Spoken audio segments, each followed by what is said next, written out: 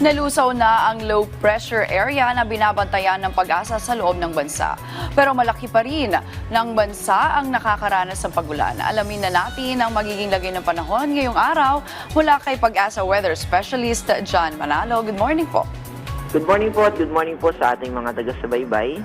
At kasalukuyan na easterlies yung nakakaapekto sa ating bansa. Ito po yung hangin na galing sa Pacific Ocean. Mainit po ito dahil nasa tropical region tayo. At dahil po sa easterlies, magiging maulap yung kalangitan natin at may kasama mga pagulan at thunderstorm yan dito sa Metro Manila. Kaya may mga pag-ambon din po this morning. And Central Luzon, Calabarzon, Kalinga, Mountain Province, Ifugao Province, Benguet, Isabela, Quirino, Nueva Vizcaya, Pangasinan, Oriental Mindoro at Marinduque. Bukod po dyan, nakakaapekto rin yung Intertropical Convergence Zone o yung ITCZ sa iba't ibang lugar sa Mindanao, particular na dito sa Surigao del Sur, Davao Oriental, Davao Occidental, Sarangani, Sultan Kudarat at Tawi-Tawi. Yung mga binanggit po natin na probinsya ay makakaranas ng maulap na kalangitan at may mga kasama na pag-ulan at thunderstorms.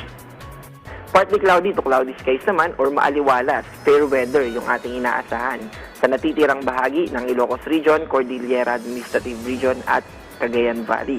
Ganun din sa natitirang bahagi ng ating bansa, magiging maaliwalas ang ating kalangitan pero nandun pa rin yung posibilidad ng mga localized thunderstorm.